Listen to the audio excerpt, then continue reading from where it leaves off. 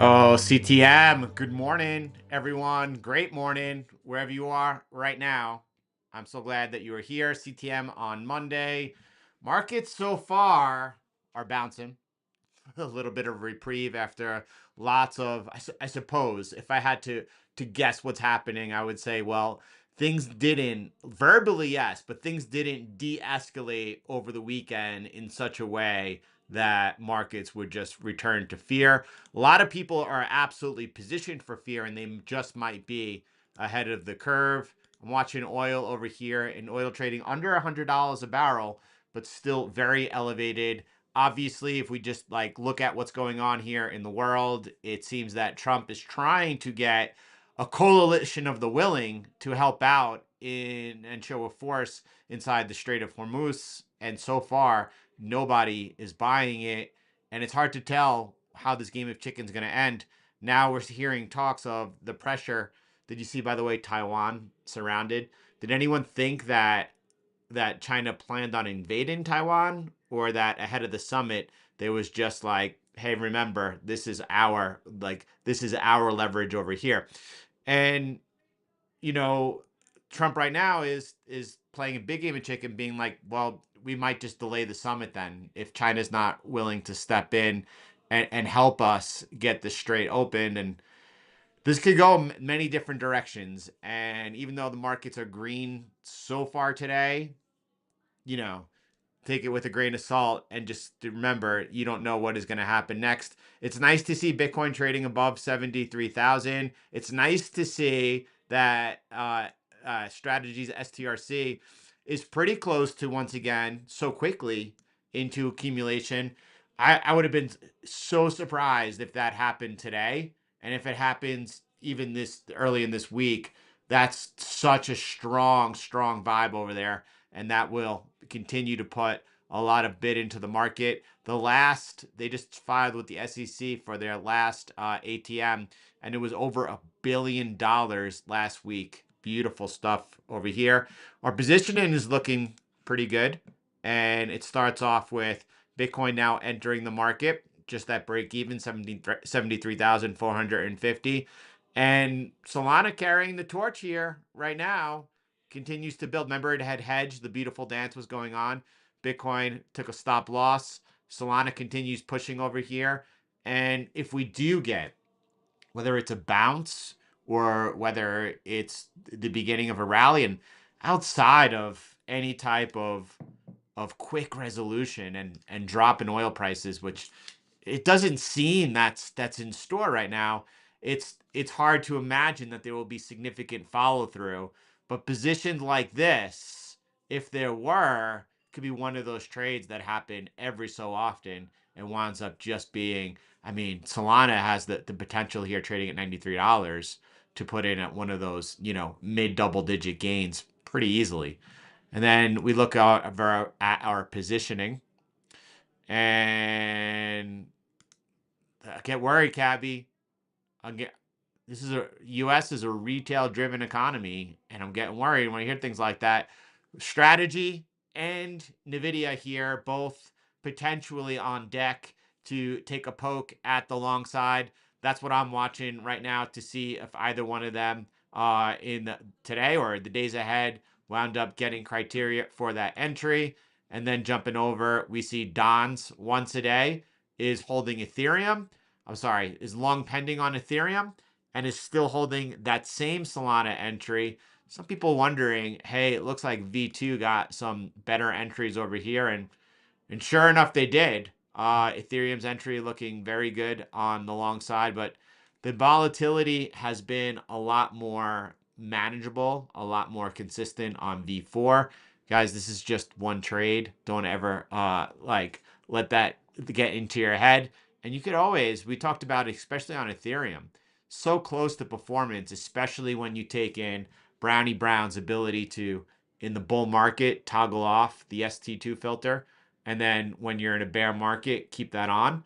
And the performance is, I mean, they're step and step. They're on par with each other. Then we look here at Phoenix Fires, buy side boost, the architect, and positioned very well. And this is, I mean, listen, you you always have hope. I try to say you go into every trade with the mindset of a casino. Like, your probability. For example, 6 out of 10 trades, they're going to stop out.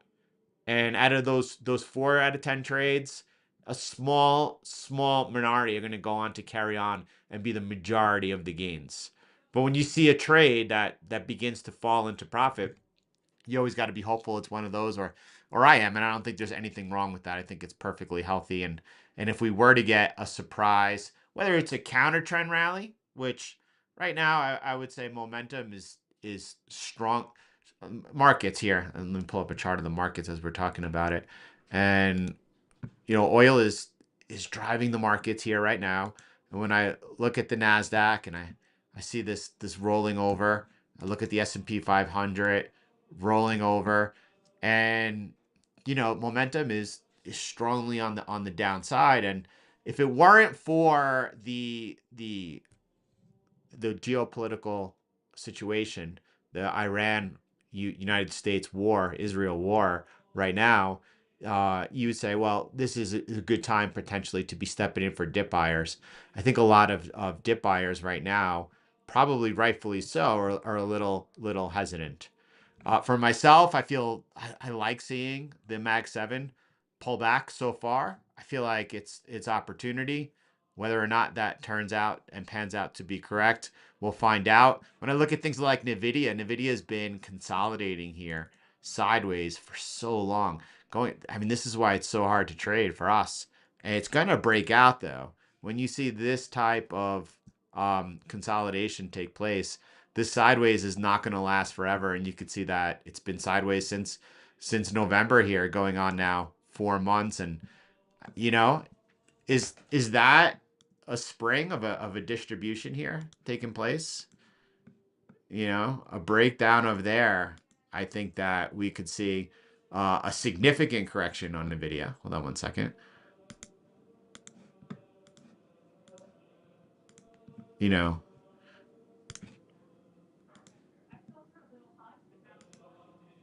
wow. I don't know what you all think. I think that right now there is, rightfully so, a lot of concern, and the concern is it does not look like there's going to be any quick resolution to this conflict, and that oil prices are going to remain elevated. That a lot of people looking back at the last time a similar situation occurred. Right now, everyone's looking at private credit. Everyone knows high oil prices is going to be a drag on the consumer, and it is rightfully so a lot of people looking and even positioning bearish. I look at our positioning, and again, I don't even know, we haven't had a bounce, but we're long on Bitcoin and we're long on Solana. Solana is obviously not usually long when conditions aren't warranting it. um Nvidia is the greatest stablecoin. um Man, I'm so bullish. Nvidia just recently took another round, $40 billion into OpenAI. Guys, when I look at OpenAI, I'm like, the product's inferior to Claude. Claude seems to be a lot more enterprise. A lot of consumers, a lot of retail, they use ChatGPT, and they got all that subscription revenue and a lot of network effects. And when I look at, like, between Oracle and Microsoft and all the people, and then Amazon, and then Nvidia, all the people interested in OpenAI success, it's a lot. And there's talk about obviously them going public this year. Lots of big IPOs, potentially Anthropic. Guys, that sounds interesting. SpaceX, that sounds interesting. And OpenAI, even though it doesn't sound, man, I would be. It's like Amazon. And funny story. It's not so funny. It was like 2003, and Amazon was trading at a few bucks, and they were burning cash like crazy. And I thought they were going to go bankrupt. That would have been, what an incredible moment. What a incredible opportunity. Is OpenAI something similar? What are your thoughts on OpenAI? How many of you use OpenAI? And how many of you, if they were to go public, and at an elevated evaluation, by the way, their valuation right now currently significantly higher than Anthropic's. Anthropic seems to be the better product, but OpenAI, I don't know. Would you all invest in it? And do you think that OpenAI is going to be around 10 years from now? Some important questions. As oil goes, likely shall the market. And I mean, XAI is tied into SpaceX, which is amazing and rightfully so. I would love to see the robots, and so there are all these products that Elon is engineering are in one way related. I use OpenAI too. I use them. I have that taste of Gates, Microsoft from Sam Altman on it though. Um, and yeah, they all serve their purposes. But would you invest in it? That's really the question that's really important. Oh. Oh, they're raising money still ahead of the IPO. That's interesting. And what about Anthropic, Thurston? Um, I was anyway. I'm very interested in Anthropic. I have a feeling I'm wrong about OpenAI though, and I have a feeling that they're going to be wildly successful.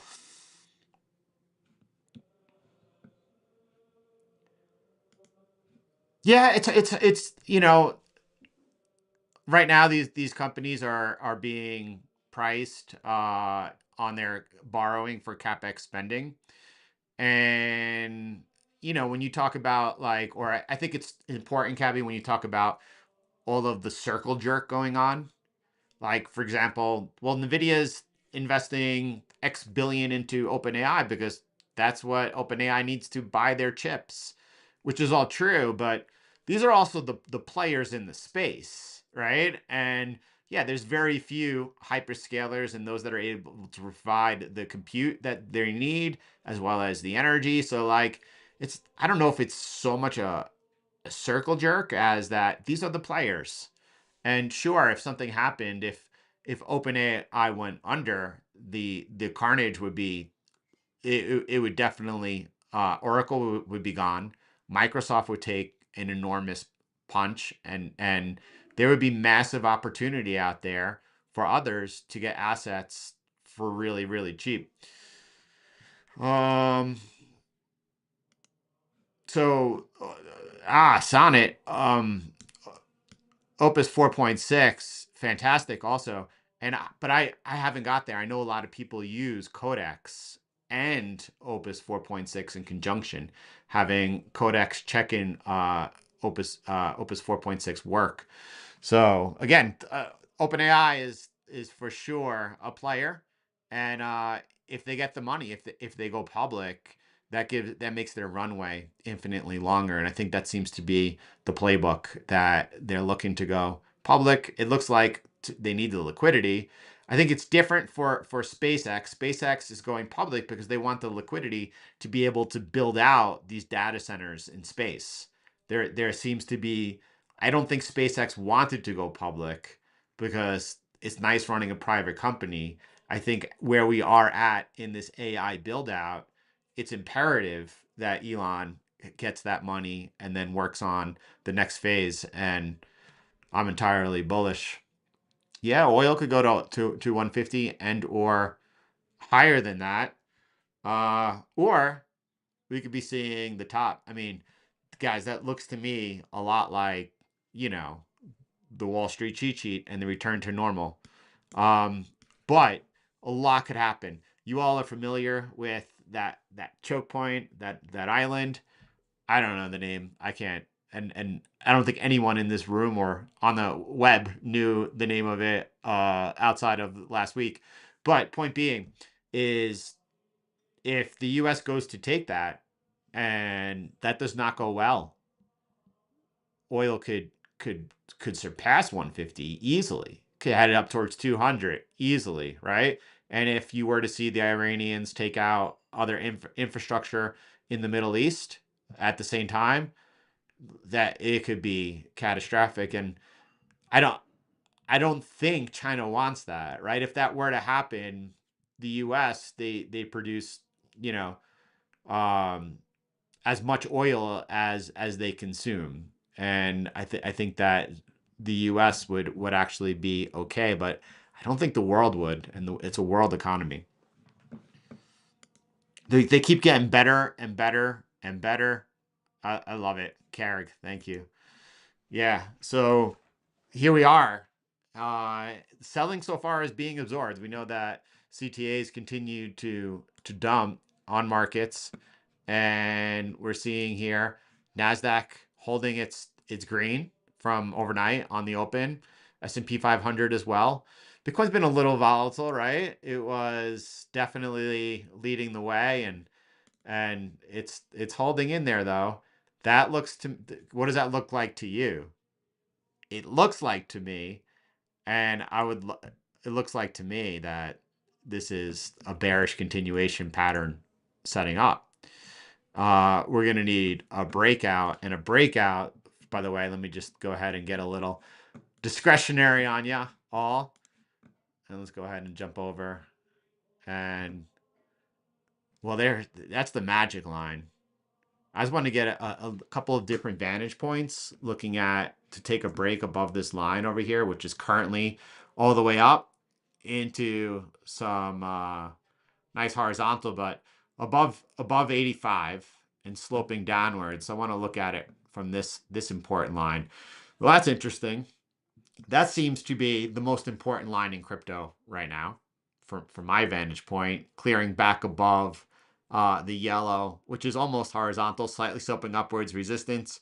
That's coming in above 81, right? So 81 would be kind of as we get into that green. That would be really interesting if we were to get above the yellow resistance, which is the previous cycle ceiling, or this cycle ceiling. Yeah, previous cycle ceiling. And that is the upward resistance, right? It held as support twice. It broke. That should be big resistance over here. If that clears, this is an important line. We talked about that meaningful repair. This is seemingly the meaningful repair now. A break above the green line, which is a buy impulse, in conjunction with getting above the resistance from the previous cycle ceiling. That would be a major, major, major victory if that were to happen. But unfortunately, we're not yet close to it. We're going to need some big follow through in order to get there. And I just want to try to find out from one more vantage point what that looks like. Let me try and come down a little bit. And right above it, we got some nasty resistance as well. A lot of work to do, but the one favorable is sentiment. There's no one here. Everyone is giving up on Bitcoin. Most people looking for what is going to be significant lows to come, and obviously that's in the cards. But guys, right here, this is all that it's about. And again, even if we are, which is highly probable, of course, that we see lower lows and even significant lows. Again, we don't know what the outcome of this war is going to be. And the clear thing is, the longer oil stays elevated, the risks of it having a really strong tightening effect, that's the brakes being put on the economy, is obviously very severe. The rose-colored glasses is if like there's a quick resolution that everyone gets to walk away from. China's involved in it. The US and China actually strike some type of grand bargain, and then like it would be risk on at that particular point. But that could go the other way just as easy. We talked about how the situation could escalate inside the region. That could cause oil to spike into 150 or above easily. And then if we see that Xi and Trump wind up not meeting, and there's no resolution on that front, it could just go either way. And that's what we're navigating. And again, most people are, I think, but most people are position bearish. And you look at our position here on crypto, and we're long. so that's interesting, right? And and it's not much different than when we were exiting Bitcoin bull runs up at 113 and beginning on the short side on micro strategy, and most people were really bullish, and I was bullish from a discretionary angle, and I'm watching our templates, and that's everything. And this is an opportunity here if we get some carry. The capital has been absolutely preserved on this downside slaughter, and now being able to potentially here take a nice grab on the upside. It's really beautiful. Solana's, I mean, that's the importance of being there.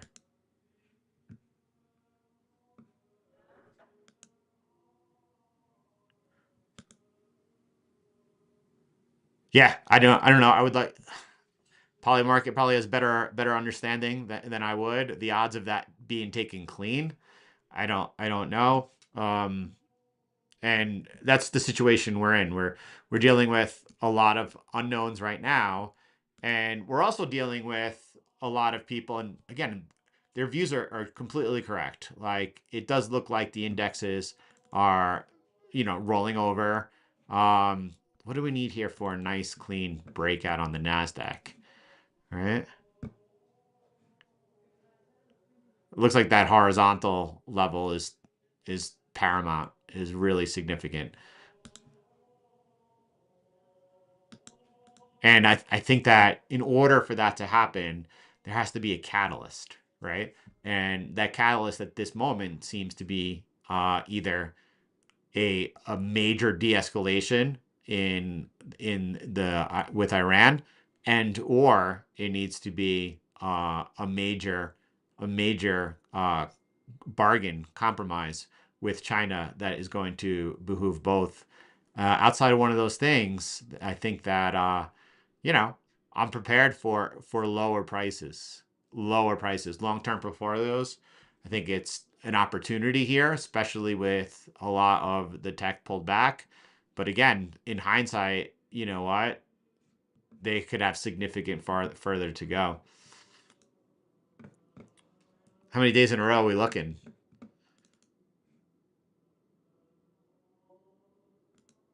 Wow. I mean, look, I think Sailor's a major catalyst here. I think that probably for Bitcoin here, one of the most bullish things that could happen would not only be some type of reprieve through equity markets, some type of follow through. Like, what's it like? Um, I'm trying to think of the terminology. Bill Williams, outside day. Mm, a large bar, right, with accompanied by a lot of volume and or a lot of volume on a down bar and then a complete engulfing. We used to see those happen on Bitcoin often in 2020, early 2021 on any type of dips, and that would be a signal that we're going to see some upside, and right now we haven't had that yet. So um I mean, it's hard to imagine, right? If China were to invade Taiwan, um, for what gain, right? I'm pretty sure that they have some type of destruction buttons on all of their fabs, and the only reason I think China would want to invade Taiwan would be for their chip manufacturing. And I think that actually they have a better chance of trying to do some type of espionage and steal that IP rather than invade them. It could happen. It seems to me that the military presence around the island over the weekend would make sense going into the summit. Like that's their leverage. Um, but man, what wild times. And it does seem like Max Payne would be surprising a lot of people over here right now. I could look at Bitcoin and say, well, strategy here is a major factor. I could look at the sentiment around the space and say that's a major factor. A lot of people have simply capitulated. Does it mean that that for sure there could be a lot more downside pressure. And any type of bounce, if we bounced into the 80s, it's going to be called like, a bear market rip, which makes bear markets so hard. That happens a lot. And whether it's a rip or not, we'd be able, if we get a bounce at the 80s, it's a nice opportunity for us to move our P&L to the upside. And if there continues to be follow through rather than guessing, we just continue positioning around that momentum. So, Ethereum, Solana, all the same, right? Same thing with the stocks. If MicroStrategy were to take a long and then get a significant we will be there to participate, and that is your edge. And a lot of people are in a rush to do things today, but you could see clearly of what's transpired over the last 5 months here, right? 5 months ago in October, there were people who were like, forget it. I'm just going to buy and hold Bitcoin. Why even bother putting the work in? Because you're lazy. Because that's the only reason. You just think it's easier, and you got, unfortunately, that didn't work out well for you, and that sucks. I wish that wouldn't happen, but hard lessons could be the most important. And it doesn't matter how many times you fail. It does not matter how many times you fail if you are learning and making incremental gains on each failure, because all you need to do is to get it right. And from then on, things are going to change. And there you go.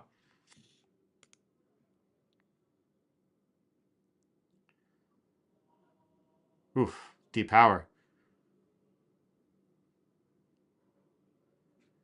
Yeah, V4, especially on Bitcoin, Thurston. I mean, again, on Ethereum, V4 is Ethereum.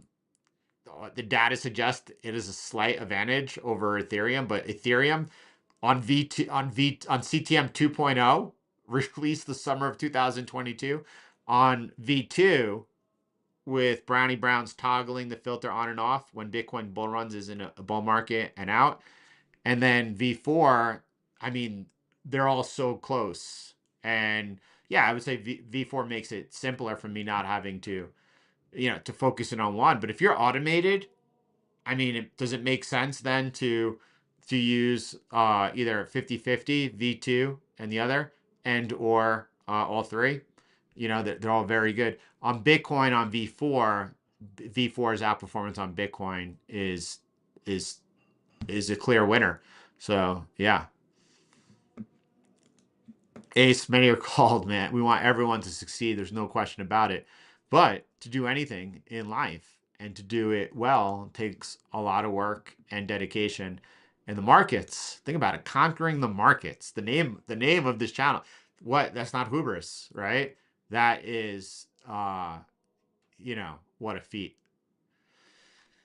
Um the inflows here, and I have to say this is for me a tremendous, tremendous signal. Guys, I mentioned to you the other day, River was mentioning that, over the last year and a half, a lot of like retail's basically gone. And that money is rolling over into institutionals. You can see it here through the spot ETF. This was the April crash. Price traded lower than the April low, and the inflows continue to remain significantly higher. Um, I think that's really important. No, Ace, and how much further do we have to go? How much further do we have to go? Copper looks interesting over here, right? Copper trying to regain that sell impulse line and getting back above the whole number 6. That would be interesting again. I tried finding a way, like looking at doing some research, asking questions about what were to happen if these optical companies were to actually be used in a lot of these data center buildouts. What does that do for the bullish case for copper? And it turns out that that's really good from long distances, but as you get close, the copper's needed, and it looks like that moving forward into this future of AI, that these raw materials are going to be absolutely, absolutely needed. And right now, whether or not you think of um, the I forget. I think I know we were one of the first to call it, and now everyone calls it. But the devaluation trade, right? Um, silver, gold. Gold is the only thing that could change gold. You know my views on that. If we were to see a major change as far as specifically Russia and or China, if they ever return to settling in U.S. Treasuries, at that point in time, that would really put a much deeper correction into gold than people are looking for. But here we are. That's interesting. ETH trading at some significant lows here, but man, we all know what happens to ETH this time of cycle. When I say this time of cycle, I'm talking specifically here about the Fed's balance sheet moving up, and you can see it down here. It is moving up. It has now been several weeks. This is around the time that we should see the floor put in, and it could go either way. But I could say in retrospect, if equities were to return to all-time highs, if Bitcoin were to recover above six figures, looking back, you would say, well, sure enough, it was what CTM put down as the Fed cycle that really was paramount. Because to be able, again, people are surprised. Wait, Bitcoin in this type of event is not trading off. It's actually leading to the upside. And then a lot of Bitcoiners are just like, oh, well, it's off 55%. It's just bouncing. Yeah, but it's bouncing and leading in a pretty grim situation. So that's interesting. I wanted to just take a look at Ethereum normally leads here at this point of cycle, right? That's an aggressive break if that were to come. Oh, Tom Lee would just be so happy breaking above. And if we do, then yeah, we could see 3,000 pretty quickly. That's a pretty high yield. Are we looking at bear market lows for Ethereum under four digits? I mean, obviously that would be a 50, 60% drawdown from here and completely in the cars. And if these high elevated oil prices were to lead to some type of recession and or worse, like meltdown. When I talk about meltdown, like this whole private credit,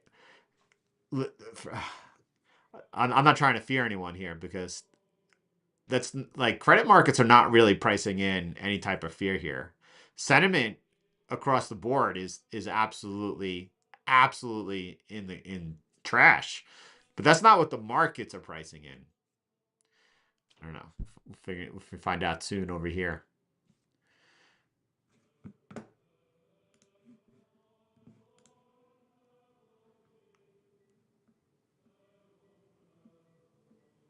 I'd love to see it though. I would love to see ETH do it. Solana leading here is a good sign, no doubt about it. And we'll see whether or not we get any follow through over here.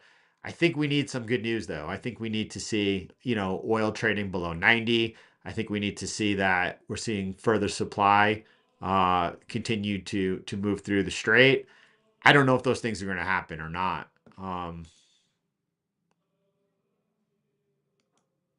Thurston's a wealth of knowledge, and I appreciate every report you pass on to me. I really do. All right, y'all. Were you about to say Ethereum Bitcoin? Oh, it's ETHB. Is Ethereum BlackRock. 3% yield.